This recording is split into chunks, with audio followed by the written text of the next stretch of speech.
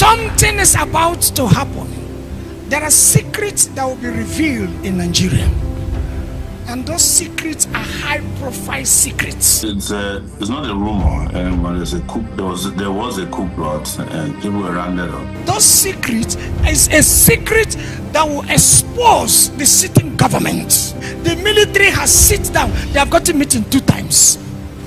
If they don't see changes, Nigeria will go back to military rule. But we knew a long time ago that this was a situation. I think they started planning the course since 2024. This one you're about to watch right now is very serious. It's very, very serious. So I want to encourage you to watch it to the very end, because what you're about to hear right now is going to blow your mind. I've always told us that we still have men of God that hears from God, and this one confirms it. If you remember, some men of God came up in the past to say that God told them that military are planning, or military wants to take over power in Nigeria. Watch this video. The cry of Nigerians has come to the table of God.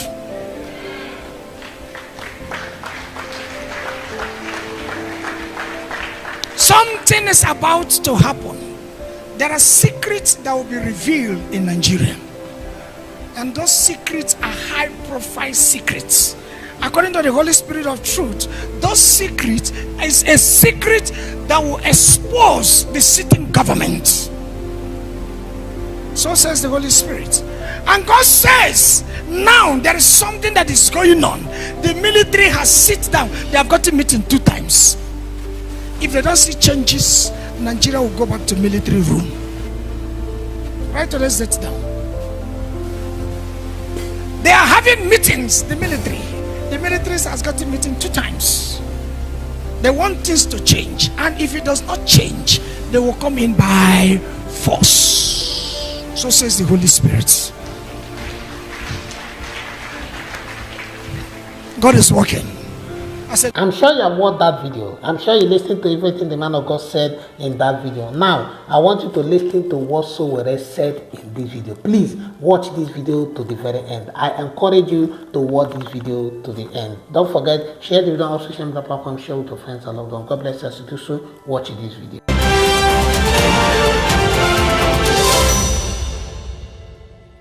As debates around governance, civic rights and accountability continues, Nigeria's democracy once again comes under focus.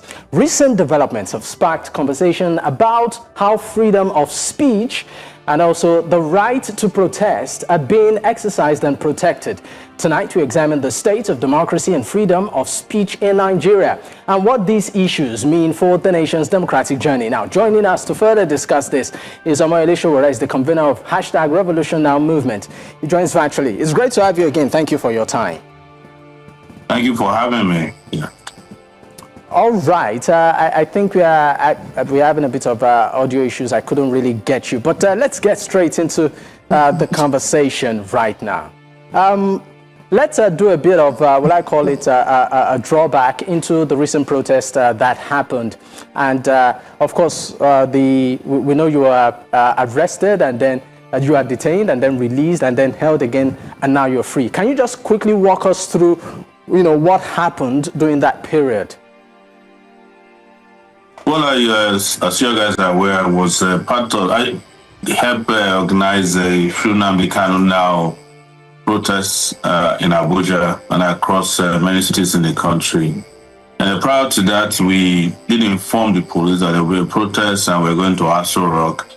They even invited us to a meeting the Friday before. I went to the FCT command. They said, no, you're not the one we want to meet with. While we're meeting with them, while that was happening, I left their office and only to get to town a few hours later while we were mobilizing from market to market in Abuja and street to street, that they had rushed to court to obtain an order of court against us.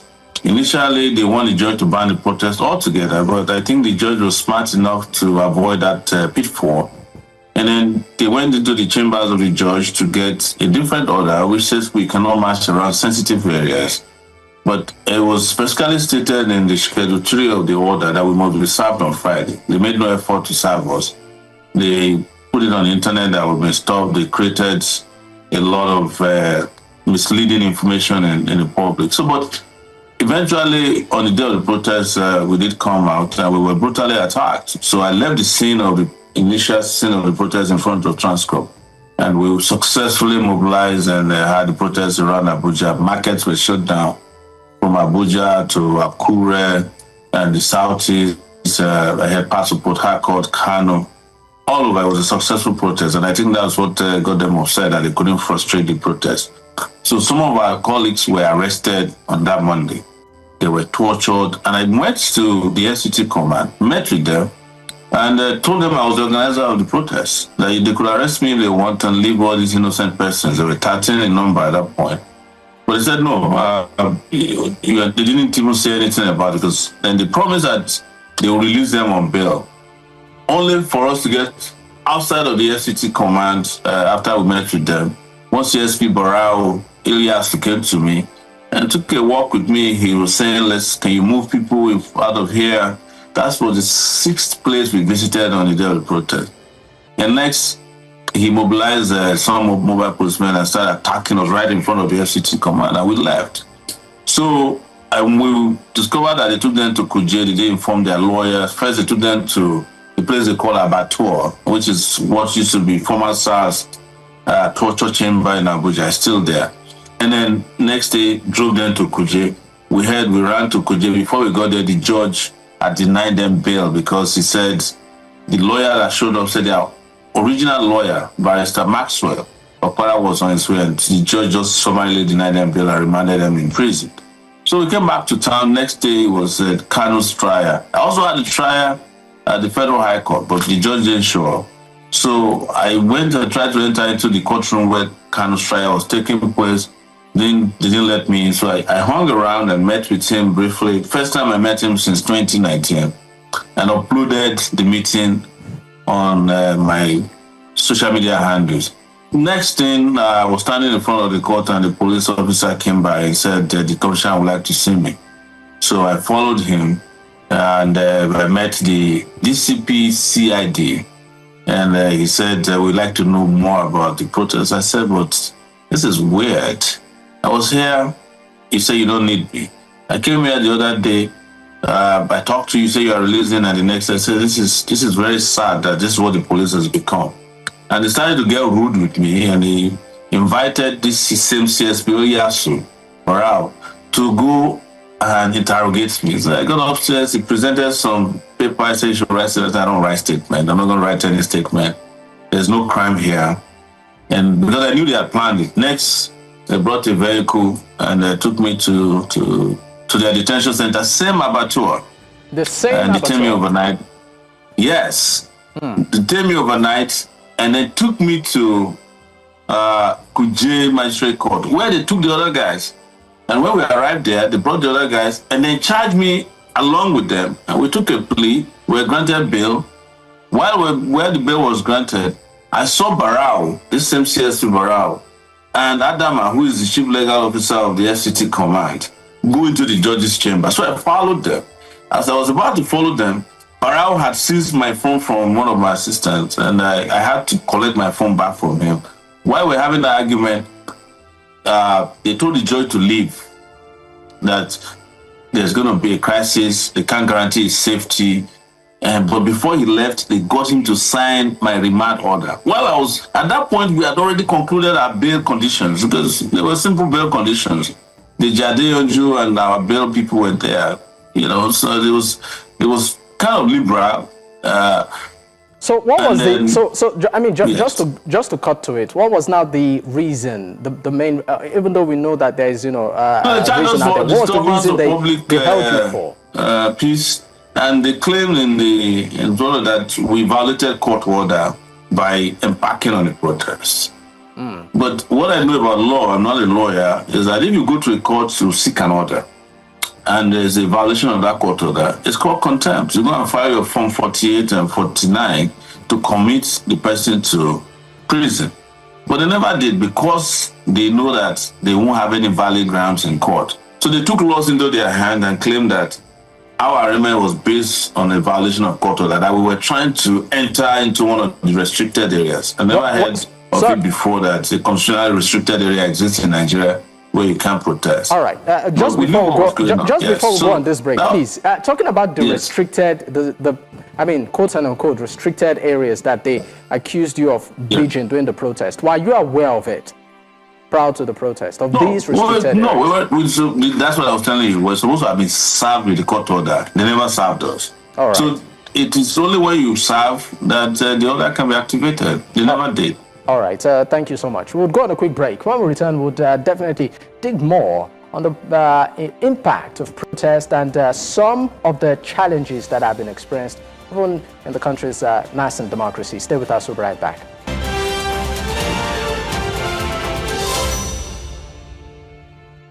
Many thanks for staying with us. It's still Politics HQ on News Central Television, and of course I still have my guest, Sowore, is the, of course, convener of the #RevolutionNow movement. He joins me virtually. Thank you once again for staying with me. Now, I just want to know, I mean, how you feel, because I know a while ago you did protest in support of the welfare of police officers. You went out on the streets, you galvanized, and you of course led that march. And fast forward weeks after, is some men in this well, I call it field that you protested for, that still picked you up and locked you up, and they were of course used to quote unquote to sort of stifle that protest. For you as a convener of multiple protests, does this dampen your morale, that the same set of people you came out for sometime in recent past are the same set of people you're having issues with now? My commitment to human rights, my commitment to welfare of workers, or the respect for the dignity of man has nothing to do with who the person is. Even for my worst enemies, I'll fight. I knew the police is an irresponsible organization. I know it has a lot of bad eggs from the top to the bottom. But I also realized that they, retired and serving policemen, need better conditions of service. That those who are retired need gratuity and pensions that shows that they serve the country. So I wasn't expecting any response or favor from the police. You're talking about this latest one. My hand was broken by police the week after I protested on their behalf. They came to FID 7 in the morning. My hand was injured by a CSP. The same policeman I fought for, they invaded my cell, beat me up, ruffled me up. This time around too, they ruffled me up. They forced me into a car after they forcibly obtained the remand order that I couldn't meet my bail condition. Chased the judge away. I had to stay in Kuje prison for 3 nights just because they were trying to get back at me. And part of the reason they were trying to get back at me is because I fought for the welfare of police. Over 29,000 policemen were promoted because we had that protest called the police protest. But I don't do anything or any of these things, in expectation that somebody will be kind to me. Given what you have experienced, in the hands of the police, will you still organize a protest? In favor of policemen in the country again? I would do protests for police, prison warders. I'll do protests for anybody. But you probably, if you go on my Facebook page today, we're planning a protest for contract staffers, people who are made staff for contracts for 20 years. So protest is something that has to do with our fundamental rights. It's how we reset, our society. It's the way we use our conscience to fight power. But what do you have to say? What do you have to say to people who feel that protests don't have effect as it used to be anymore? We've seen multiple protests in recent times happen, yet those challenges still persist. Do you think that the approach should be changed?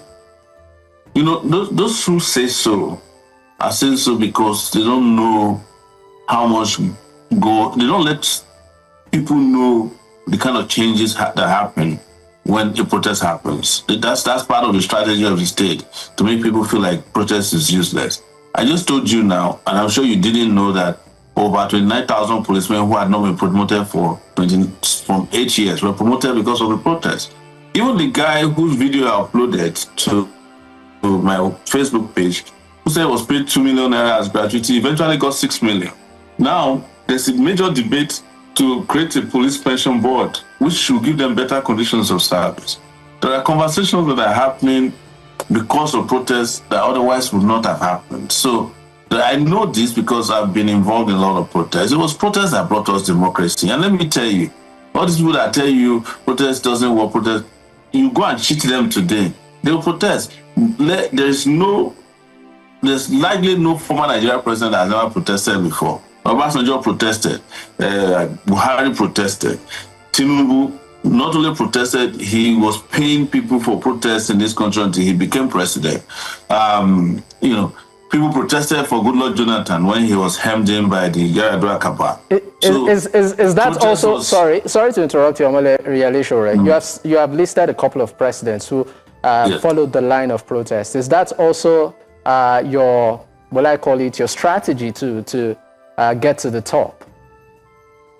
No. If protests were to get somebody to the top, I think I would have become president because you've been a presidential candidate.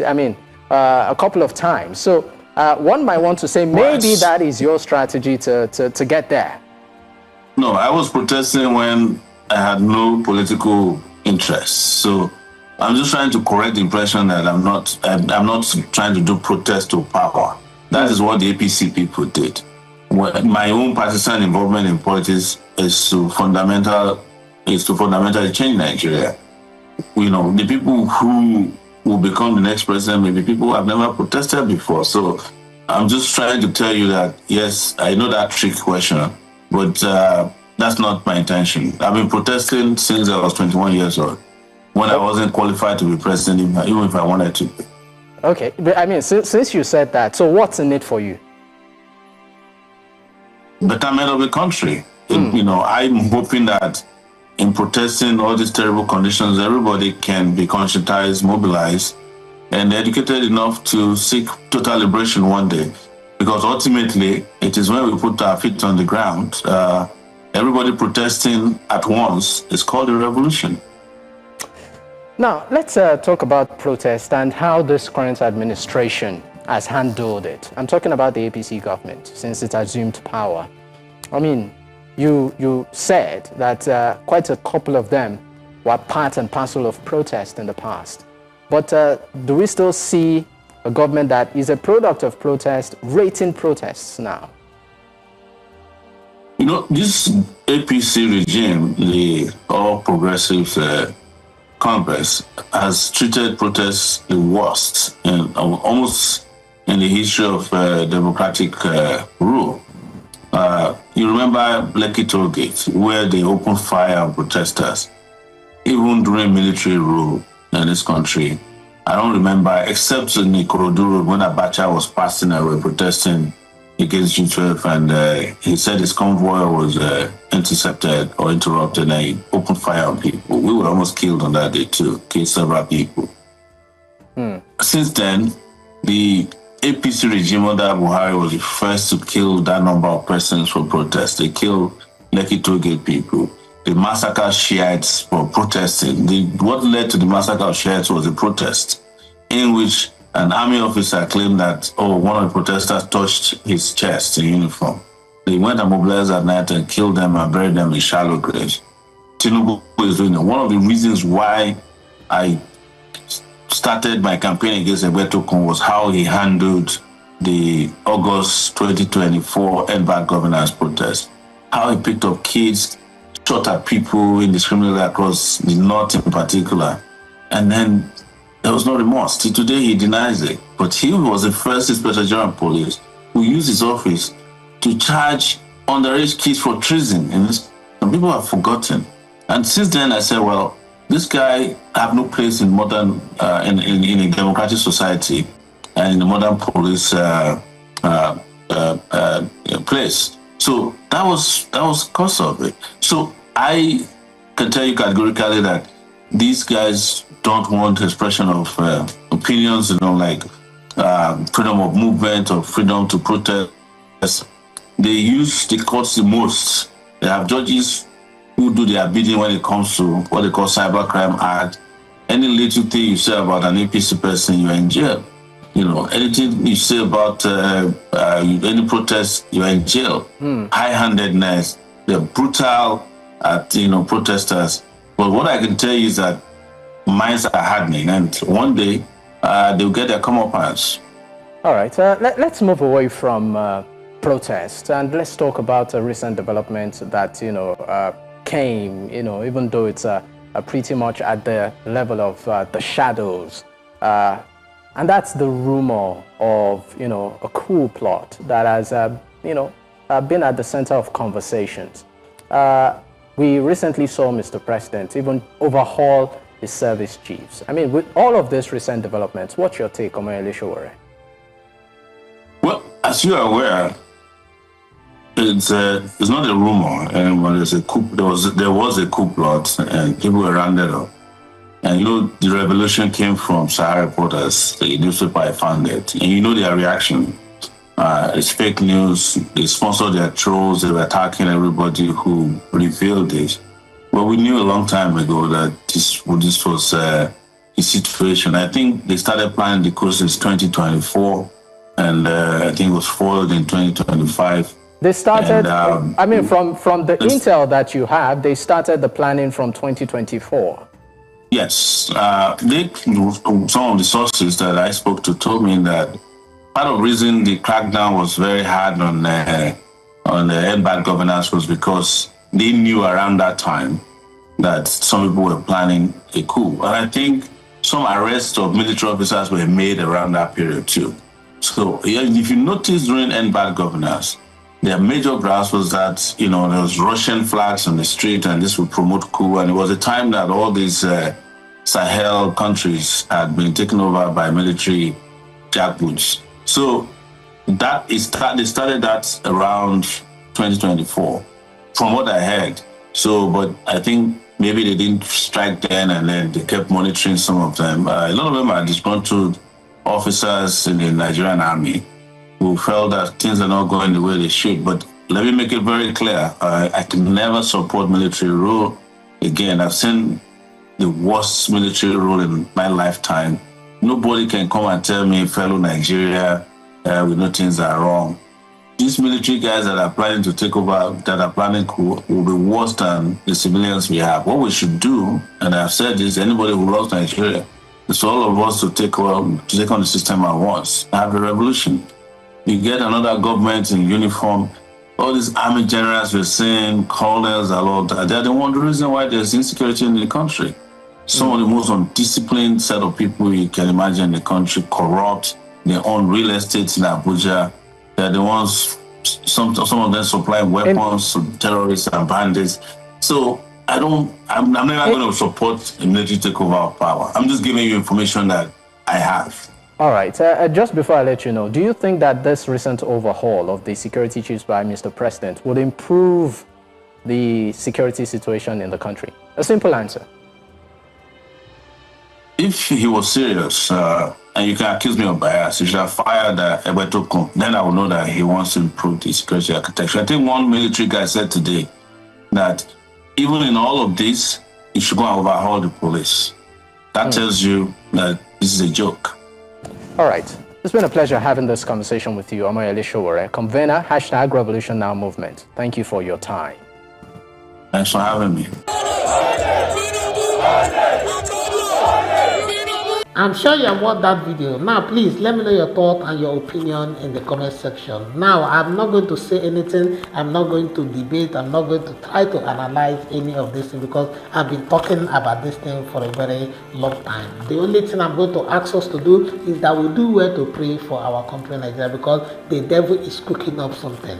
The devil is trying to crumble, like to crush this country. And if we don't sit up in prayer, if we don't rise up in prayer, things are going to happen in this country that some of us may not be able to handle it. And I've always said it. If you have been following me, you will know that I've always said it. That when two elephants fight, it is the grass and the ground that suffer. And the grass and the ground in this context is you and I. So we need to do well to pray. Pray for Nigeria, pray for yourself, pray for peace and unity. Some people say, oh, why are you asking us to pray for Nigeria? Why must we pray for Nigeria? But let me tell you something. Nigeria is still our country. And when all these things, I've been hearing some people say, oh, let us fight, let Nigeria scatter. When it starts happening, this politician will fly all their family members outside the country. You and I will remain here. Whether we will survive it or not, we don't know. So be careful of the things you wish for. I beg you, be careful of the things you wish for. Thank you so much for watching the video. Please don't forget, share the video on social media platform, share with your friends and loved ones. Before I end, I want you to also watch this particular video. God bless us to do so. I'll see you in the next one. Bye. I'm sure you have heard everything the man of God has said in that video. Before I comment on that, I want to explain something very important to us. It is important for us to understand that a lot is going on in the world right now, especially in Africa. And that is why sometimes when I make a video, when I release a video, I always ask us to pray for our country, Nigeria, and for our continent, Africa, because it is very important. I've always said this, and I've always given this analogy that a thief does not break into an empty house. It has never happened that a thief will go to a house that is empty to rob what? Nothing. If you see a thief breaking into a house, it's either they have an information or an intel that there is something valuable inside that house. So when I talk about Africa, I need us to understand that Africa is a blessed continent. Africa is a blessed continent, and that is why the devil is doing everything possible, especially my country, Nigeria. Nigeria is blessed with everything you can think of, natural resources, human resources. We have everything it takes to become one of the best, one of the greatest countries in the world. But Nigeria is moving backward every day because of what? Poor leadership. And I'm going to be explaining some of those things to us in this video, because sometimes it's like when we come out to talk, some of you think that, oh, we are just blabbing, we are just saying anything. I need you to understand that Nigeria is a blessed nation and Africa is a blessed continent, and that is why the devil is fighting so hard to make sure that we don't rise to become that continent and that country that God has destined us to be. Let me just explain a few things to us. I need you to look at what is on this board. This is Nigeria. This is Nigeria. This is Nigeria, my country. When you come to Nigeria, you are coming into a land of milk and honey. A land that have, a country that have everything needed to become the greatest country in the world. But the country is not thriving. I've been in Ghana. I lived in Ghana for more than 10 years. And if you go to Ghana, you see that, if you agree with me, if you have been to Ghana before, Ghana is a rocky place. It's full of mountains. Their soil is not good. You see stones everywhere. But if you come to Nigeria, we are blessed with beautiful soil. We are blessed with everything. You come to Nigeria, oh, are you looking for mineral resources, natural resources? We have gold, we have crude oil, we have gas. Nigeria is super blessed. We have coal. What are you looking for in Nigeria that you will not see? But why is Nigeria, a country that is supposed to be the giant of Africa, going backward and dying and not maximizing its potential? Why is the country still struggling to become that force it's supposed to be? Most people call us now not the giant of Africa, but the chicken of Africa. Why? Because of these things I'm going to be explaining to us. When I talk about Nigeria, sometimes I feel like crying, because I understand the potential we have as a nation. I understand the potential we carry. Just imagine you have a child. You know that this boy can play football, but the boy chose to become something else, chose to become something that you don't even understand. Just imagine that you have a child, and this child can become something special, but the child have decided to be loading car in the motor park. That is the case of Nigeria. Giant that is sleeping. A sleeping giant. I want to explain something to you, because sometimes hey, Nigeria, I need you to understand that there are some things that if you don't deal with in this country, the country will continue to go backward. The country will continue to remain stagnated. You see, I'm not talking about what the man of God has said, because you see, when it comes to prophecy, sometimes analyzing them, you might go and make mistake. But if I will comment on that, but I need us to understand something. And I tell you that if we tackle some of the things that we need to be tackling in this country, the prophecies will reduce. Not that, you see, every time when we hear, oh, this will happen in Nigeria, that will happen in Nigeria, it is because even some of the things we pray for are the things that the government of other countries, they do for them. The case of Boko Haram today, you will not tell me that Boko Haram are more powerful than Nigeria as a government, as a country. You cannot tell me that. But Boko Haram is still existing, is still operating because, in fact, I dare to say that there are people in government sponsoring Boko Haram. Yes, that is why it's like they are like powerful. I remember one time our former president released some Fulani people, not Fulani people, Boko Haram members, that they have repented. But somebody stole something small, is still in prison. People that murdered people that are in their farm, people that killed people, they have been released. Some of them enrolled and made put into military. Some of them entered police, and others that they have repented. Whereas some of the people that did NSAS protests, they are still in prison. And let's just watch this video of somebody pleading with Tinubu to go and release some of the people that they locked up during NSAS protests. Is that not bad? Watch this video. Mr. President, there are some people who are still in detention as a result of the NSAS protest. They were young people who were protesting for justice, for freedom, and for democracy. Any young protester in Nigeria today learn from you because you were the father of protest in Nigeria. Do something about it. Give them the freedom. You taught us, you funded us to stand up and fight. So they are your children and your grandchildren. Give them the pardon. Thank you and God bless. I'm sure you have seen it. They released Boko Haram members that they have repented, but people that came to fight for their rights, came to do a peaceful protest, are still in prison. Welcome to Nigeria. Let me show you this. You see this country, Nigeria. What is killing this country, number one, is politics. Politics. They play politics with everything in this country, even with your life. They play politics with everything.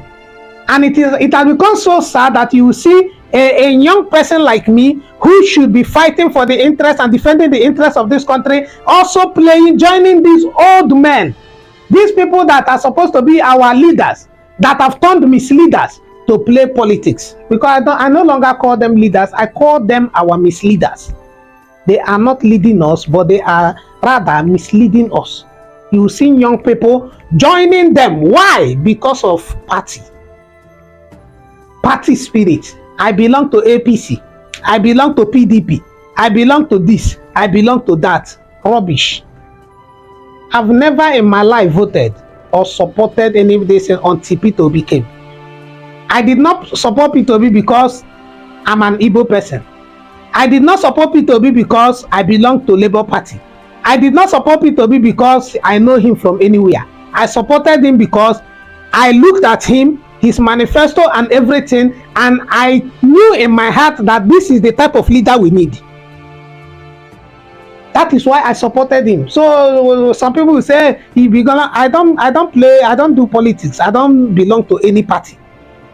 No politician, even in my place where I come from, we say they have given me 5 naira before to say go and vote. I don't even have voters card until P2B came.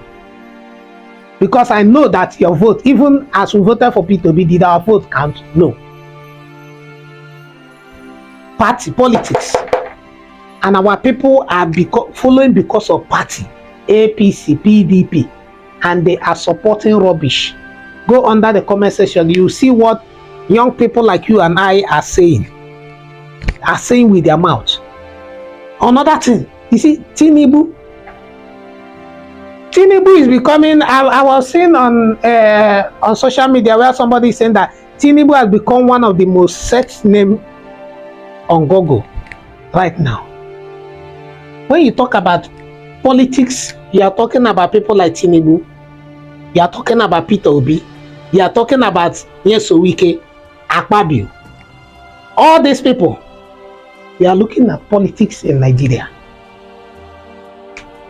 This is what is killing Nigeria. Party, one of the things killing Nigeria. Party, politics. That is one of the things killing this country. Somebody said something that we must emancipate ourselves from mental slavery. We need to deliver ourselves from this party spirit. Forget about who the party you belong to. Vote the right person. Vote the right person. Vote with your conscience. Another thing killing us in this country, killing our country Nigeria, is tribe. Tribe. I'm from Yoruba, I'm from Igbo, I'm from Hausa. That is one of the things killing this our country Nigeria. If an Igbo man does something, instead of Igbo people to call a spade, they will say, hey, if it is an Hausa person that did it, we will say it is fine. That one will go. If a Hausa person do something, Igbo people will attack, but Hausa will be defended. If Yoruba person does something, Yoruba will be defended. Hausa and Igbo will be attacking. Instead of us calling a spade a spade. Two-Face said something in one of his songs, that there are no bad tribe, we only have bad people, and it is true. Because if you go to Igbo land, you will see good people. You go to Hausa land, you see good people, you also see bad people. You go to Yoruba, you see good and bad people. So there are no bad tribe, we only have bad people. Unless maybe 60% of the people in each of the tribe are bad, because majority will always carry the vote. You see, tribe. If Tinubu is in power, Yoruba people are defending him. If P2B comes into power, Naibu will be defending him. Yoruba will not say, hey, it is because it is an Igbo man. We know that this Igbo man cannot rule, because they are focusing on tribe. Even when the Igbo man does something good, they will try to discredit him. Imagine Yoruba people in Lagos asking that Igbo should leave Lagos. In Nigeria, you are asking a Nigerian to leave a state that it is your own state. Tribalism. Because they are doing better than you in your state. Is it their fault that you refuse to rise up and take advantage? There is something in football we call home advantage. You should have an advantage because that is your place. But if somebody comes to your own home and is still beating you, you should be ashamed of yourself. Instead of you fighting that person, go and learn from them. It's not easy with all the odds against this person. This person have come to your place and the person is succeeding. And the best you can do is to say, go, leave. This place is not your own. I bet you, if Igbo people leave Lagos today, Lagos will crash. Take it or not. I know that some people will come and attack me. Go and check how many businesses are owned by the Igbos. I was explaining something to somebody a few days ago. I told them that the only thing holding Igbos there is because Niger Delta, in fact, the East don't have seaport. Else, they would have left that place. But that's a story for another day. So we look at the Yorubas, we look at the Niger Delta, the people that are claiming and saying that they are not Biafrans. We look at Biafra, we look at Arewa, we look at Oduduwa. All these things are contributing to why one of the reasons Nigeria is dying as a country. Tribe. Another thing killing the country is religion. I was telling somebody yesterday, if I had the power, instead of all this problem, Christ ambassador have done this one have done this person have done that, I will dissolve everything called church. The only churches we will have will be Anglican, Catholic, and Pentecostal. These old churches. When those people, they were operating Catholic, Anglican, and all these old ones, most of the nonsense we are seeing today, we are not seeing it. Most of all these things we are seeing, most of all this scam happening in the church, we are not seeing it. So that is one of the way anybody that wants to be a pastor, if God calls you, fall under any of these denominations. Today, this person will rise up and go and rent one particular hall and start church. Whether God called you, God does not call you. Some of them can take juju and be performing miracle. I don't have a problem with the church. By the special grace of God, I'm an evangelist. I love God so much. But we need to understand that God has given us this brain to think. The things happening in the church today is uncalled for. It is making it difficult for people to even defend Christianity as a religion. Though we all know that Christianity is not a religion, it is a lifestyle. But next time we'll talk about that, because if you say it's a lifestyle, how many of us have that lifestyle?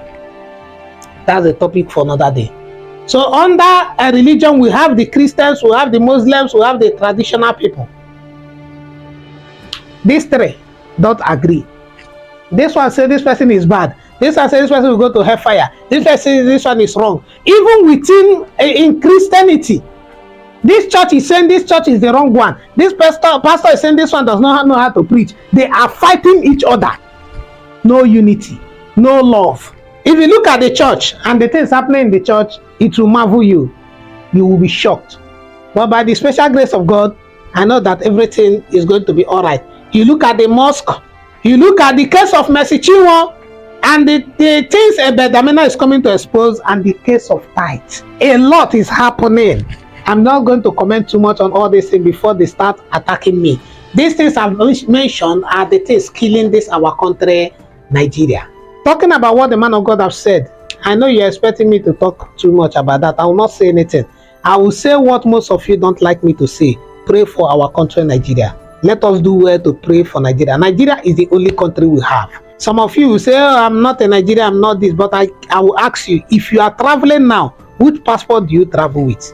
Nigeria passport. Which currency do you use? Nigeria currency. So all these things are the things that you need to think about and start praying for our country, Nigeria. You have heard everything the man of God have said. Whether good or bad, we need to pray for our country, Nigeria. Pray for Nigeria. Pray for our men of God. Pray for our imam. Pray for everybody, and do well to love people. Love God. Anytime I say pray for Nigeria, I've been seeing all the I've grown beyond all the insults that some of you throw at me, and that is why I don't respond. I see a lot of hate comments and all the rest abusing me because I said pray for Nigeria. I'm saying it again. We need to pray for our country, Nigeria. Thank you so much for watching the video. Please do it to subscribe to the channel. Turn on your notification bell so you never post another video. You'll be notified. Turn on subscribe button to say thank you to you. Thank you for stopping by to watch our video. We love and appreciate the support you give us on this channel. May God bless you. May God reward you in the name of Jesus. When you call for one, may millions answer you in the name of Jesus. I will see you in the next one. You are blessed. I have good news for you. You will win. It's been written. I am what I am by the grace of God. As long as that grace does not fail, Satan will never win. This revival you see will not be aborted.